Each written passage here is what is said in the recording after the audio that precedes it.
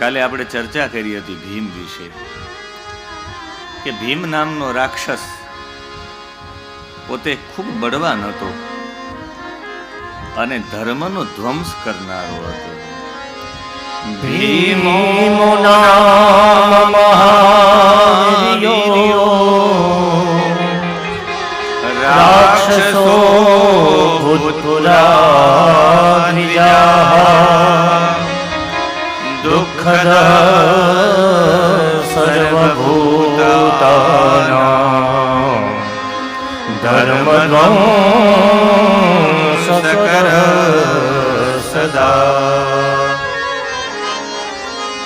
ભીમો નામ મહાવીર્યો, મહાપરાક્રમી ભીમ હતો. રાક્ષસ અભૂત,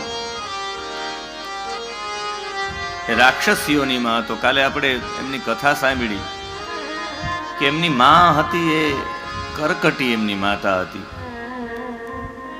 એમના પિતા કુંભકર્ણ હતા. એમણે હરિનો બદલો લેવા માટે મારા નાના અને મારા નાની, કરકટ અને પુષ્કસીને મારનારા પણ અગસ્ત્ય ઋષિ છે, એ પણ હરિના ભક્ત, અને મારા પિતાને મારનારા પણ હરિ, કુંભકર્ણને મારનારા. એટલે એના વિરુદ્ધમાં ધર્મનો ધ્વંસ કરવા માટે એમણે સાધના કરી છે 1000 વર્ષ સુધી. આપણે કાલે ત્યાં સુધી કથામાં પહોંચ્યા હતા. 2 હાથ ઊંચા કરીને, સૂર્યની સામે દ્રષ્ટિ રાખીને આટલી બધી સાધના કરી કે એમના માથામાંથી તેજ પ્રગટવા માંડ્યું છે. અને અંતે બ્રહ્માજીને પ્રગટ થવું પડ્યું. બ્રહ્માજીનું વરદાન એમને પ્રાપ્ત થયું, મને અતુલ્ય બળ મળે એવું વરદાન એમને પ્રાપ્ત કરી લીધું. ને અતુલ્ય બળ મળવા પછી એમણે બધા દેવતાઓને, દેવો ઉપર ચડાઈ કરી છે, પૃથ્વી ઉપર ચડાઈ કરી છે, લગભગ લોકોને પરાસ્ત કરી દીધા. એમાં કામરુ દેશ ઉપર પણ ચડાઈ કરી. ત્યાંના રાજા હતા સુદક્ષિણ, અને સુદક્ષિણ નામના રાજા પૂર્વથી શિવ ભક્ત હતા. રોજ માટે પાર્થિવ શિવલિંગની પૂજા કરતા, રોજ પંચાક્ષર મંત્રનો જપ કરતા. અને એમના ઉપર આક્રમણ કર્યું છે એમણે. એક શિવ ભક્ત એમની કોઈ પણ સ્થિતિમાં પોતાની શિવ ભક્તિને છોડતો નથી. એમનું કોઈ દ્રષ્ટાંત હોય તો એ સુદક્ષિણ છે. એવા સુદક્ષિણે એમને કેદમાં પૂરી નાખવામાં આવ્યા છે, જેલમાં. હારી ગયા એ રાજા, એટલે આ ભીમે એમને કેદ કરી રાખેલા છે. ને એ સુદક્ષિણ રોજ માટે પાર્થિવ શિવલિંગ માટે તો એમને કંઈ પ્રાપ્ત ન થાય. થોડા સમય પછી એમને માટી પણ પ્રાપ્ત થઈ. માટીથી પાર્થિવ શિવલિંગ કરે, પણ ઉપચાર માટે કોઈ પૂજનની કોઈ સામગ્રી જ નહીં. એટલે રોજ માટે માનસિક પૂજા કરે. અને માનસિક પૂજાનો ક્રમ સૌથી શ્રેષ્ઠ બતાવવામાં આવ્યો છે. આદ્ય ગુરુ શંકરાચાર્યજીએ પણ માનસિક પૂજાને વિશેષતા આપી છે. અને એમાં જ્યારે મને નિદ્રા સમાધિ સ્થિતિ, એ સ્થિતિ આવે ત્યારે પહેલા એવું લાગતું કે નિદ્રા સમાધિ કેવી રીતે બની શકે, પણ સાંખ્યના સૂત્ર દ્વારા, પાતંજલિ યોગ સૂત્ર દ્વારા ખ્યાલ આવ્યો કે નિદ્રા ખરેખર સમાધિ છે. નિદ્રા અને સમાધિમાં કોઈ ફરક જ નથી. કારણ કે સુષુપ્તિ સમાધિષુ બ્રહ્મ રૂપ એકતા. સુષુપ્તિ અને સમાધિમાં બ્રહ્મ સાથે એક રૂપતા પ્રાપ્ત થાય છે. આપણે સૂઈ જઈએ, અને સૂઈ જઈને પછી જ્યારે આપણે જાગીએ છીએ ત્યારે કોઈ આપણે પૂછે કે નવી ચેતના ક્યાંથી આવી ગઈ. બ્રહ્મ સાથે આપણી એક રૂપતા થઈ હતી, એટલે નવી ચેતના આવી ગઈ છે. આપણે આનંદ કહેવાનો છે આપણે જાગીએ છીએ ત્યારે સૂઈને, કે ભાઈ સૂઈ લીધા, આહા આનંદ આવી ગયો. શા માટે આનંદ આવ્યો? આપણી બ્રહ્મ સાથે એક રૂપતા થઈ હતી, બ્રહ્મ સાથે આપનું મિલન થયું હતું, એક રૂપ થયા હતા. અને આપણે એની સ્મૃતિ નથી. એટલે જેમાં બ્રહ્મ સાથે એક રૂપતા થાય ને સ્મૃતિ ન રહે, એને કહેવામાં આવે નિદ્રા. અને સમાધિ એને કહેવામાં જેમાં સ્મૃતિ રહે આપણે. એટલે સુષુપ્તિ અને સમાધિ બંને એક જ સ્થિતિ છે. એટલે રાત્રે સૂવા પહેલા આપણે પવિત્ર થઈને સૂવું પડે. એટલે નાઇટ ડ્રેસ ન પહેરવા જોઈએ, રોજ એને મેલા કપડાં પહેરીને સૂઈએ. શાસ્ત્રોમાં પણ નિષેધ છે. અથર્વવેદમાં એવા ગંદા કપડાં પહેરીને સૂવાની પણ મનાય છે. આમનો મતલબ થાય બ્રહ્મ સાથે એકરૂપતા થવાનું છે તો રાત્રિની આપણી સંપૂર્ણ ક્રિયાઓ. એટલે મને એવું લાગે છે કે સાયં સંધ્યાનું મહત્વ વિશેષ છે. આખા દિવસના થયેલા પાપ છે એમાંથી વિમુક્ત થઈ પાપ પુરુષને દ્રુપદા દિવ મુમુચાનો, એનાથી પાપ પુરુષને બહાર પધરાવી ગાયત્રી મંત્રનો જપ કરીને પછી રાત્રે જ્યારે ભગવત સ્મરણ સાથે સૂવે ત્યારે સંપૂર્ણ પવિત્ર થઈને સૂવે એવો ભાવ છે. બ્રહ્મ સાથે એક રૂપતા થાય છે સમાધિ અવસ્થામાં અને સુષુપ્તિ અવસ્થામાં, બંનેમાં. એટલે માનસિક પૂજા સૌથી મહત્વની છે. અને કમસે કમ કાંઈ ન થાય તો ભગવાનને રોજ માટે લમ પૃથ્વીઆત્મકમ ગંધમ એમ કરીને એ પરમાત્મા પૃથ્વી રૂપી લમ મંત્ર દ્વારા હું તને ગંધ અર્પણ કરું છું. સા ગંધવતી પૃથ્વી, પૃથ્વીમાં ગંધ છે એટલે આપને ગંધ આ પૃથ્વી રૂપી અર્પણ કરું છું. હમ આકાશાત્મકમ પુષ્પમ, આકાશ રૂપી હું ભગવાન તમને પુષ્પ અર્પણ કરું છું હમ મંત્ર દ્વારા. યમ વાયવાત્મકમ ધૂપમ, હું યમ મંત્ર દ્વારા વાયુ રૂપી આપને ધૂપ અર્પણ કરું છું. રમ તેજસાત્મકમ દીપમ, હું રમ મંત્ર દ્વારા આ તેજ રૂપી આપને, આ સંપૂર્ણ તેજ છે એ રૂપી આપને હું દીપ અર્પણ કરું છું. વમ અમૃતાત્મકમ નૈવેદ્યમ, વમ મંત્ર દ્વારા અમૃત જે છે અમૃત રૂપી આપને નૈવેદ્ય અર્પણ કરું છું.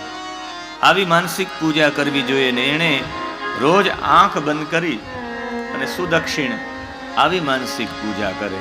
હું રોજ પરમાત્માને માનસિક રૂપે આ બધું અર્પણ કરું છું.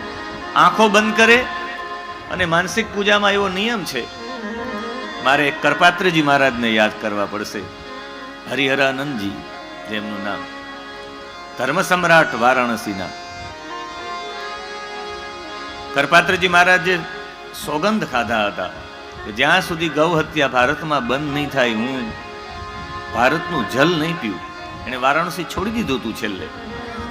નેપાળમાં જઈને રહેતા, એ પણ રોજ માટે માનસિક પૂજા કરતા. આંખો બંધ કરી અને ઠાકોરજીની સેવામાં માનસિક પૂજા કરતા. અને માનસિક પૂજામાં ક્યારેક ક્યારેક જો લાગી જાય આપણું ચિત્ત તો સમય કેટલો જતો રહે ખ્યાલ જ ન આવે.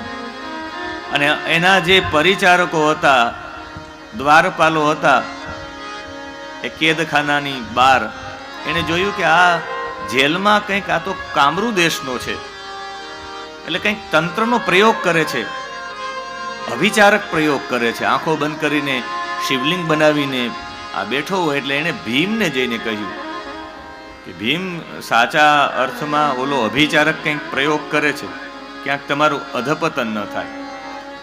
અને દરેક લોકો ડરતા હોય. સત્તા મળી ગઈ પછી સૌથી સત્તા મેળવવાનો જેટલો ડર ન હોય ને, સત્તા મળી ગયા પછી જવાનો ડર સૌથી વધારે હોય. નિરાતંકો રંકો વિહરતી ચિરમ કોટી કનકેયી, કોઈક જ વ્યક્તિ એવો હોય કે જે રંક વ્યક્તિ હોય, ગરીબ હોય ને એની પાસે કરોડો સોના મહોર આવી ગઈ હોય ને કોઈક જ નિરાતંક રહી શકે. નિ આતંક નિર્ગત આતંક, ભય વિનાનો તો કોઈ જ રહી શકે. બાકી સંપત્તિ આવે તો ભય આવે, અને એ ભય આવે એટલે આ સત્તાનો ભય લાગ્યો છે.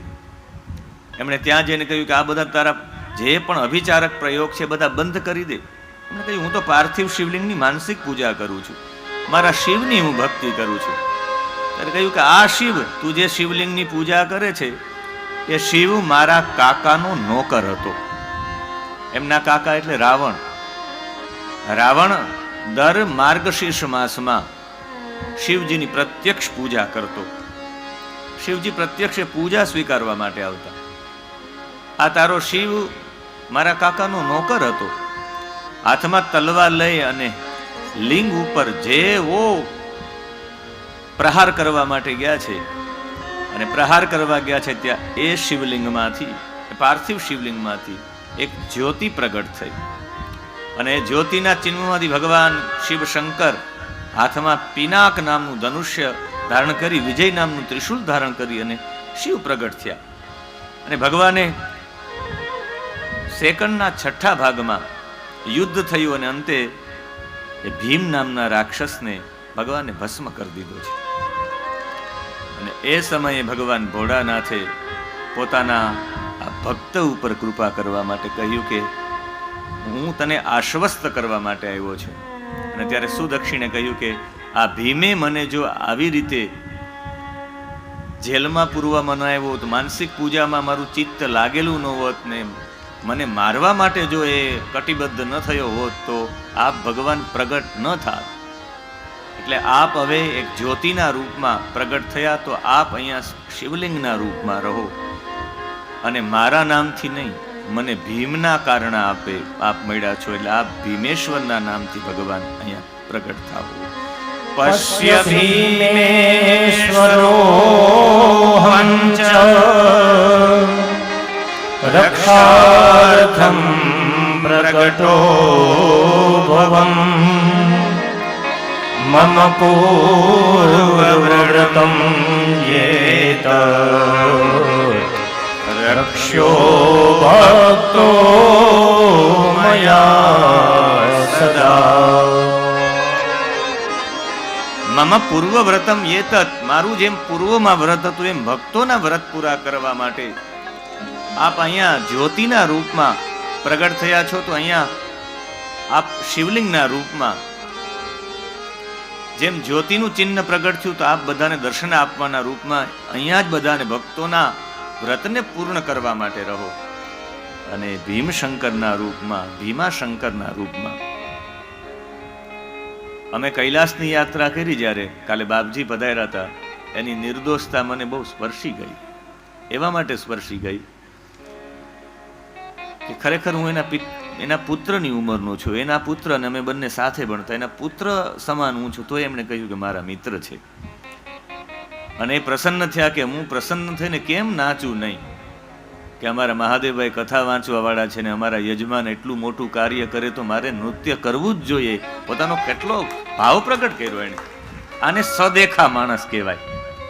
એક અદેખા માણસ હોય ને એક સદેખા હોય. સારું જોઈને રાજી થાય, પ્રસન્ન થાય. એટલે બહુ પ્રસન્નતા સાથે ને બહુ નિખાલસ ભાવથી પોતાનો સદભાવ રજૂ કર્યો છે. એટલે મહાદેવ અમે કૈલાસમાં જ્યારે હતા ત્યારે અમારી સાથે 2 યુવાનો ભીમાશંકરથી આવેલા હતા. એ જમે, ઊભા થાય, ગમે તે થાય તો જય ભીમાશંકર, જય ભીમાશંકર, જય ભીમાશંકર બોલે. તો પછી મને પણ એ વારંવાર બોલતા મને ભીમાશંકરનું થયું કે ભીમાશંકર પ્રત્યે એટલા બધા સમર્પિત. અને પછી અમારે મુંબઈ જવાનું થયું, ત્યાંથી પછી અમારે ભીમાશંકર પણ જવાનું થયું. એના અભિષેકનો અમને લાભ પણ પ્રાપ્ત થયો. એટલે એ ભીમાશંકર નામના જ્યોતિર્લિંગને નમસ્કાર. અને હવે પછીનું જે જ્યોતિર્લિંગ છે એ કાશી વિશ્વનાથ છે. વિશ્વનાથની ભૂમિ, કાશીની ભૂમિ એટલે આટલી બધી પ્રગટ ભૂમિ છે. આપણે પૂર્વમાં કથા જોઈ કે ભગવાને પૃથ્વીમાં કાંઈ પણ ઉત્પન્ન નહોતું કર્યું હતું. સમજી લ્યો કે એમણે ભગવાન નારાયણને પણ પ્રગટ ન કર્યા હતા. શિવ અને શિવા જ પ્રગટ થયા હતા. પ્રકૃતિ અને પુરુષ જ હતા. ત્યારે પ્રકૃતિ અને પુરુષ માટેનું જે સ્થાન હતું, જે પ્રગટ કર્યું હતું, એ સ્થાન બીજું કોઈ નહીં. એ અવિમુક્તેશ્વર ક્ષેત્ર. ભગવાન એને મુક્ત કરતા જ નથી. આનંદ સાથે ભગવાને ત્યાં વિહાર કર્યો છે. અને એને આનંદવન પણ કહેવામાં આવે છે. આખું જલધારામાં વહેતું નગર. ભગવાને પોતે હરિએ શિવનું ધ્યાન કરતા કરતા ઘણા વર્ષો સુધી જેને તપ કર્યું છે જે સ્થાનમાં, એ છે વારાણસી. વરુણા અસીયોર મધ્યે, વરુણા અને અસી નદીની વચ્ચે જે ક્ષેત્ર છે ને વારાણસી કહેવાય છે. જ્યાં ભગવાને પોતાને આજે પણ ભગવાન એ ક્ષેત્રને છોડતા નથી. અને ચારે તરફ વારાણસી છે. એ વારાણસી એક જ બાબતમાં, ખાલી વારાણસીને એક જ નામથી ઓળખવું હોય કે વારાણસી એટલે શું? કાશ્યતે પ્રકાશ્યતે ઇતિ કાશી, ચિત્ત પ્રકાશિકા ઇતિ કાશી. કાશીને ચિત્ત પ્રકાશિકા પણ કહેવામાં આવે છે. કાશ્યતે પ્રકાશ્યતે ઇતિ કાશી, જ્યાં સૌથી વધારે મારે ગૌરવ સાથે કહેવું પડશે, કાશીમાં દરેક વિષયોના વિદ્વાનો છે, દરેક વિષયોના. કાશીની ભૂમિની અંદર સાયકલ રિક્ષા ચલાવવા વાળો છે, એ સાયકલ રિક્ષા ચલાવવા વાળો એ પણ રામચરિત માનસ એને કંઠસ્થ હોય છે. વિશ્વેશ્વર મહેશાન ત્વદીયોऽસ્મિ ન સંશયઃ કૃપાં કુરુ મહાદેવ મયિ ત્વં સામ્ભવાત્મનિ. જે જ્ઞાન આપનારી છે, જે પ્રકાશ આપનારી છે, એ નગરીને કાશી કહેવામાં આવે છે. શિવે પોતે જ્યોતિના રૂપમાં હું આ ક્ષેત્રને છોડીશ નહીં એવી જેણે પ્રતિજ્ઞા કરી છે. એ ક્ષેત્રને અવિમુક્ત ક્ષેત્ર કહેવામાં આવે છે. કાશી અવિનાશી છે, જેનો નાશ જ નથી. મહાદેવજીએ કેટલા સમય સુધી શિવ અને શિવાએ જ્યાં વાસ કર્યો છે, અને પછી ભગવાને પોતાના ડાબા અંગમાંથી વિષ્ણુને પ્રગટ કર્યા. પછી તો આપણે પૂર્વ કથા સાંભળી ગયા કે વિષ્ણુ ભગવાને ઘણા સમય સુધી બ્રહ્માંડ રૂપી એમનમ જે ઈંડું પડેલું હતું એમાં પ્રવેશ કર્યો, અને હજારો વર્ષ પછી એમાંથી એક પરમ પુરુષના રૂપમાં, એક વિરાટ પુરુષના રૂપમાં ભગવાન નારાયણ ઉત્પન્ન થયા, અને એની નાભીમાંથી કમળ ઉત્પન્ન થયું, એમાંથી બ્રહ્માજી ઉત્પન્ન થયા, અને બ્રહ્માજીએ આખી સૃષ્ટિની રચના કરી છે. એ પૂર્વમાં આ કાશી નામની નગરી હતી. મહાદેવજી ઘણા સમય સુધી વાસ કર્યો. ગણેશ પુરાણમાં આની કથા બહુ સુંદર રીતે કથાનું વર્ણન છે. કાશી ખંડમાં સ્કંદ પુરાણમાં એનું વર્ણન ખૂબ રીતે છે, પણ અહીંયા શિવ પુરાણમાં તો બહુ સંક્ષિપ્ત રૂપમાં છે. મરુત પ્રદેશમાં સૌથી વધારે દુષ્કાળ અને જલ વરસતું ન હતું, એટલે બધા બ્રહ્મા આદિ દેવતાઓએ મહાદેવજીને વિનંતી કરી કે આપ જેવો તપસ્વી વ્યક્તિ મરુત પ્રદેશમાં પધારે તો ત્યાં સૌથી વધારે વરસાદ થાય. વરસાદ થવાનું સૌથી મુખ્ય કારણ તપસ્વી લોકોની તપસ્યા. શ્વફલ્ક નામના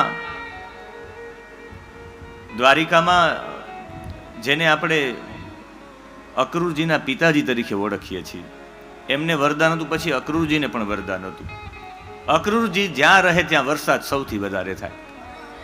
અક્રૂરજી જ્યાંથી જતા રહે ત્યાં વરસાદ ઓછો થઈ જાય. અક્રૂરજી સેમંતક મણીને લઈને જતા રહ્યા વારાણસી, ત્યારે વારાણસીમાં સૌથી વધારે વરસાદ થયો. દ્વારિકાધીશે તપાસ કરી કે જો સત્રાજીત પાસે આ સેમંતક મણી છે નહીં, એનું મૃત્યુ થઈ ગયું તો કોની પાસે હશે?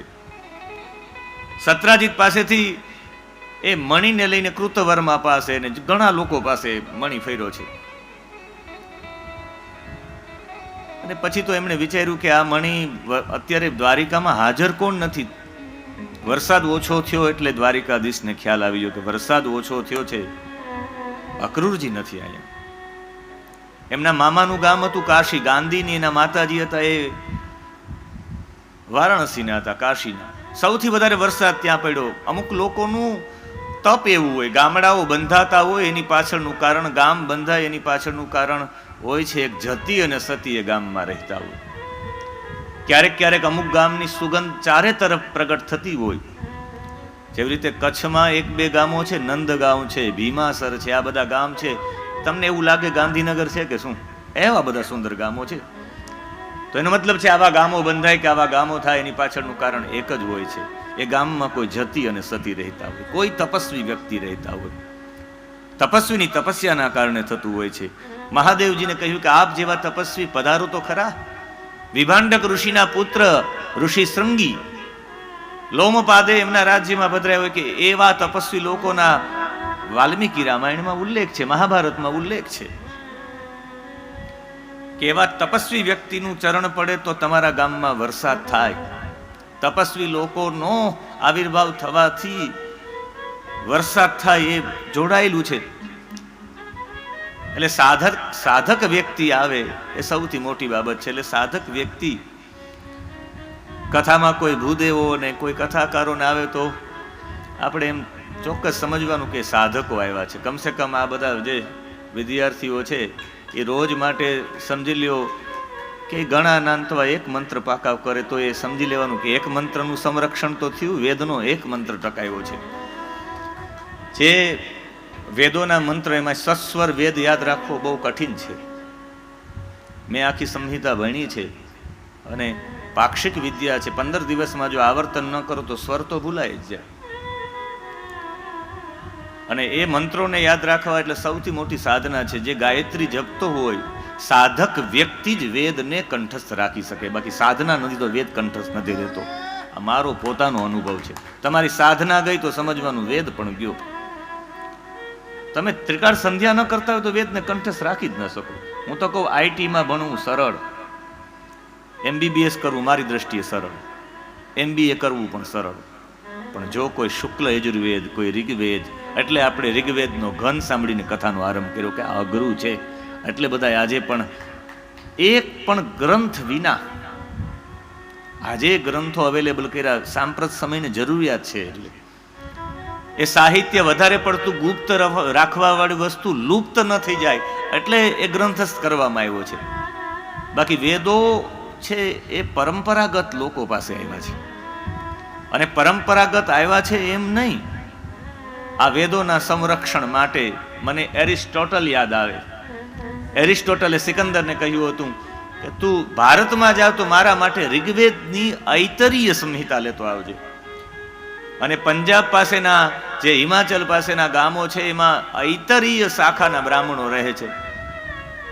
તું મારા માટે એ ભોજપત્રમાં બનાવેલું, એ સૌથી પ્રથમમાં એ ભોજપત્રમાં આરંભ થયો હતો.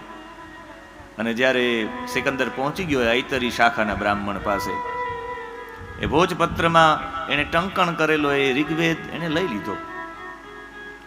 આમણે કહ્યું કે તમે મને આપો ના, કે મારા ગુરુજીને મારે એરિસ્ટોટલને મારે ભેટ આપવો છે. અને જ્યારે એ પોતે લઈ જતા ત્યારે કહ્યું કે અમે રાત્રિના ન આપીએ, સવારમાં હું આપને આપી દઈશ. કે તું ભાગી જાતું કે ચારે તરફ પહેરો રાખો, હું સવારમાં આપને આ વિદ્યા પ્રદાન કરી. આ તો બ્રહ્મ વિદ્યા કહેવાય. અને સવારથી આમણે આખી રાત જાગ્યો છે સિકંદર બહાર બેસીને. સવારમાં દરવાજો ખોલ્યો તો પ્રાતકાલીન બ્રહ્મ મુહૂર્તમાં સામે યજ્ઞકુંડ ચાલતો હતો ને બધા ભોજપત્ર છે એને યજ્ઞકુંડમાં બાળી નાખ્યા હતા. છેલ્લું એક પત્ર બાકી રહ્યું. દોડીને પકડી લીધો કે છેલ્લો એક પત્ર તો આપ મારા ગુરુજીને જઈને આપું. એને છેલ્લું પત્ર પણ બાળી નાખ્યું. અને ત્યારે સિકંદરે કહ્યું તું સૌથી વધારે મૂર્ખ છે. આ તો તારા ભાગ્યમાં પણ ન રહ્યું ને મારા ભાગ્યમાં પણ ન રહ્યું. આખો આ તે ઐતરી શાખાનો આખો વેદ, ઐતરી શાખા આખી બાળી નાખી. હવે તારી પાસે શું રહ્યું? કે મારી પાસે તો કંઠસ્થ છે, જ્યારે મારે ગ્રંથસ્થ કરવો હોય ત્યારે હું કરી લઈશ આ વેદ. ત્યારે એમને એના 2 બાળકોને પકડી રાખ્યા કે તું ફરી કંઠસ્થ થયેલો વેદ ગ્રંથસ્થ કર, બાકી તારા દીકરાને મારી નાખો. એની સામે એના દીકરાનું મસ્તક કાપી નાખ્યું. ત્યારે બીજા દીકરાનું મસ્તક કાપવા માટે પણ તૈયાર થયા. અને વેદ પાછો એમને પરત કંઠસ્થ ગ્રંથસ્થ ન કર્યો અને બીજા દીકરાનું મસ્તક પણ કાપી નાખ્યું. ત્યારે બોલ્યા કે ભારતનો ઋષિ છે એ પુત્રો આપી શકે, બાકી શાસ્ત્રો નહીં. અયોગ્ય વ્યક્તિઓ છે, અશિષ્યાય ન દેય. કેવી રીતે અમે આપી શકીએ? આ કંઠસ્થ કરી અને આજે પણ વેદોમાં જોવા જઈએ તો વેદોમાં કંઈ પ્રક્ષેપ નથી. આજે પણ એટલા વર્ષો પછી જ્યાં જેવી રીતે કોઈ પણ પ્રદેશમાં જાવ તો વેદ એવી રીતે જ બોલાય. કોઈ પણ કદાચ પુરાણોમાં છે તો અહીંયા પાઠભેદ છે, બીજા બધામાં પાઠભેદ છે, પણ વેદોમાં પાઠભેદ પણ નથી. આ વેદોની ઉપસ્થિતિ વિશેષ છે. એટલે એતે સમાગતાઃ છાત્રાઃ પૂજનીયાઃ અર્ચનીયાઃ. એટલે બ્રાહ્મણો પૂજનીય છે. એટલી મોટી સંસ્કૃતિ એને સાચવી રાખી છે. એટલે પાઠશાળાના વિદ્યાર્થીઓ એટલે પૂજનીય છે. મારે મૂળ વાત કરવી છે વારાણસીની. એ મરુત પ્રદેશમાં મહાદેવજીને અવર્ષણ વર્ષ રહ્યા હતા, એટલે મહાદેવજીને લઈ ગયા. અને મહાદેવજી કાશી છોડીને ગયા અને સમાધિમાં બેસી ગયા મરુત પ્રદેશમાં જઈને. ગણેશ પુરાણની આ કથા છે. અને બેસી ગયા સમાધિમાં. એટલે 1-2 વર્ષ નહીં, મહાદેવજીને તો સમાધિ 12 વર્ષ સુધી લાગી ગઈ. 4-5 વર્ષ થયા તો વારાણસી આખી નગરી રાજા વિનાની હતી. ત્યારે બ્રહ્માજી કહ્યું કે અહીંયા કોઈ રાજા તો હોવો જોઈએ. એણે રાજા તરીકે દિવોદાસને નિયુક્ત કર્યા છે. દીવોદાસ તમારે આ રાજ્ય સંભાળવાનું. દીવોદાસે શરત મૂકી હતી કે હું એક જ રાજા હોઉં ત્યારે એક જ મ્યાનમાં એક જ તલવાર હોવી જોઈએ, બીજો કોઈ રાજા અહીં થઈ ન શકે હું હોઉં ત્યાં સુધી. બ્રહ્માજીએ કહ્યું તથાસ્તુ. અને દીવોદાસે વારાણસીની ભૂમિને એટલા બધા પ્રામાણિક લોકો એને ઊભા કર્યા કે એ પ્રામાણિક લોકોમાં ત્યાંનું જીવન વારાણસીના લોકોનું આજે પણ એવું છે. આજે મારે સ્મરણ કરવું પડશે એવા બધા ગુરુજનોનું કે જે ગુરુજનોએ એનું જીવન આખું સંસ્કૃતિ માટે આપી દીધું. સાંગવેદ વિદ્યાલયના વિશ્વેશ્વર દ્રવિડ અને ગણેશ્વર દ્રવિડજી, રાજેશ્વર દ્રવિડજીના બંને પુત્રો સંપૂર્ણ સેવામાં. મારે યાદ કરવા પડશે જેણે વિશ્વનાથ દાતારજી, જેણે આખા વિશ્વમાં સૌથી મોટું, જેણે એક શાસ્ત્ર ટકાવવામાં સૌથી મોટું યોગદાન આપ્યું છે, ન્યાય શાસ્ત્ર ટકાવવા માટે 60 વર્ષ સુધી વિશ્વનાથ દાતારજી એમના ગુરુજીના ઘરે ભણ્યા. 60 વર્ષ સુધી આખા વિશ્વમાં ન્યાય શાસ્ત્રને ન્યાય આપનારો આનાથી કોઈ મોટો વિદ્વાન જ ન હતો. પણ આ જીવન એક પણ યુનિવર્સિટીમાં નોકરી નથી કરી. સામાન્ય ધોતી, સામાન્ય એક ઉપવસ્ત્રમાં, સામાન્ય ઘરમાં એને જીવન વ્યતીત કરી નાખ્યું. પટવર્ધનજી, જેણે જ્યોતિષમાં સૌથી મોટું ઉપલબ્ધિ પ્રાપ્ત કરેલી છે, પણ આ જીવન અગ્નિહોત્ર કરીને ઘરથી બહાર નીકળ્યા જ નથી. અને જેટલા પણ વિદ્યાર્થીઓ આવે એને પોતાના ઘરે ગાયનું દૂધ પીવડાવે, નાસ્તો કરાવે, ભોજન કરાવડાવે, પોતાના ઘરે જમાડે, એક પણ રૂપિયો લીધા વિના ભણાવે. આજે શાસ્ત્ર પરંપરા એ એના કુલ પરંપરામાં રહી ગઈ છે. એના દીકરાઓને બીજું ભણવું હોય તો એ ભણે, કે જે કરવું એ કરે, પણ એ જે શાખામાં જેનો જન્મ થયો, જે વેદમાં, એ ભણે જ, ફરજિયાત છે ત્યાં. એટલે મહાદેવજી જ્યારે જતા રહ્યા 12 વર્ષ, ત્યારે અહીંયા દીવોદાસજી આવ્યા છે. દીવોદાસે એટલી સુંદર ભૂમિ બનાવી, એટલા બધા નિષ્ઠાવાન વ્યક્તિઓ ત્યાં થયા છે. મહાદેવજીને 12 વર્ષ પછી મહાદેવજીની સમાધિ ખુલી. ત્યાં ખૂબ મરુદ પ્રદેશમાં વરસાદ પણ થઈ ગયો, પણ મહાદેવજીને હવે કાશી વિના ગમતું નહોતું. સમાધિ ખુલી કે હવે મારે કાશી જવું છે. બ્રહ્માજી કે મહાદેવજી હવે કાશી તમે જઈ ન શકો, કાશીમાં તો દીવોદાસ છે. અને આ દીવોદાસે એટલી સુંદર ભૂમિકા ઊભી કરી છે. મહાદેવજી કે હું તો ત્યાં કેમ જઈ શકું, એમણે મોકલા છે બધા લોકોને. સૌથી પહેલા મહાદેવજીએ એના ગણ ભૈરવને મોકલા છે કે જોઈ તો આવો. 64 ભૈરવોનો મંદિર વારાણસીમાં છે. 64 ભૈરવો વારાણસીમાં છે. બધા ઋષિઓને મોકલા, એક પણ એવું જ્યોતિર્લિંગ નથી, એક પણ ત્યાં લિંગ એવું નથી જ્યાં કોઈ ઋષિ દ્વારા સ્થાપિત હોય ને ત્યાં ન હોય. જ્યાં જો ત્યાં શિવલિંગો, હર હર મહાદેવ, હર ઘર મહાદેવ, દરેક ઘરે મહાદેવજી છે. અને વારાણસીમાં અવિમુક્તેશ્વર, કૃત્તિવાસેશ્વર, તિલબાંડેશ્વર, દશાશ્વમેધેશ્વર, સંગમેશ્વર, ભૂતેશ્વર, નારીશ્વર, બટુકેશ્વર, પૂરેશ્વર, બધા લોકો ત્યાં સ્થિર થઈ ગયા. શૂલટંકેશ્વર, માધવેશ, 12 જ્યોતિર્લિંગના મંદિર છે ત્યાં વારાણસીમાં. અરે દ્વારિકાધીશનું મંદિર છે ત્યાં. 12 જ્યોતિર્લિંગના મંદિરો છે એમ જ નહીં, દરેક માતાજીઓના જેટલા ગણેશ છે એ બધા ગણેશોના મંદિર, આટલા હનુમાનજીઓના મંદિર. અને એવા વારાણસીમાં મને કહેવાની ઈચ્છા થાય, આ એક વારાણસી જેવું મહાનગર છે જ્યાં 5 મોટી યુનિવર્સિટી છે. આખા એશિયાની સૌથી મોટી university Banaras Hindu university BHU વારાણસીમાં છે.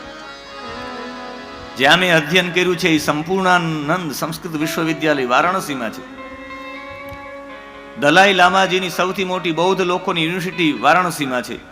મુસ્લિમ લોકોની સૌથી મોટી યુનિવર્સિટી વારાણસીમાં છે. ગાંધીજી દ્વારા સ્થાપિત કાશી વિદ્યાપીઠ, મહાત્મા કાશી વિદ્યાપીઠ વારાણસીમાં છે. સંકટ મોચનનું મંદિર, આખા મંદિરમાં રામચરિત માનસ, એ રામ માનસ મંદિર. તુલસીદાસજીએ જ્યાં લેખન કર્યું છે એ તુલસીદાસજીનો ઘાટ પણ ત્યાં જ છે. અરે ભગવાનના મોટા ભાઈ મહાદેવજીના સારંગનાથ એવું કહેવામાં આવે, જ્યાં 2 શિવલિંગ છે, મહાદેવજીના મોટા ભાઈ છે એમ માનવામાં આવે. અરે માર્કંડેય મંદિર છે, પણ જ્યાં સાક્ષાત શિવજીએ વિચરણ કર્યું હોય એનાથી તો વિશેષ ભૂમિ માટે શું કહેવાય. ભગવાન એને છોડીને જતા જ નથી. એવી કાશી નામની નગરી છે. जहाँ शिव जी विचरण करते हैं उस भूमि को काशी कहते हैं. जहाँ शिव जी विचरण करते हैं उस भूमि को काशी कहते हैं. ये आनंददायिनी काशी है. आनंददायिनी काशी है. ये पतित पावनी काशी है. ये पतित पावनी काशी है. हम काशी के हर कण कण को नित्य अपना शीश झुकाते हैं. हम काशी के हर कण कण को नित अपना शीश झुकाते हैं. जहाँ शिव जी विचरण करते हैं उस भूमि को काशी कहते हैं. जहाँ शिव जी विचरण करते हैं उस भूमि को काशी कहते हैं. કાશીની ભૂમિમાં સૌથી મોટી રામલીલા થાય છે. પ્રત્યક્ષ એ રામ અને સીતાના પાત્રો જે ભજાવનારા લોકો હોય એ જે કંઠસ્થ કરીને પાત્ર ભજવીને લગ્ન કાયદેસર થાય છે. લગ્ન થાય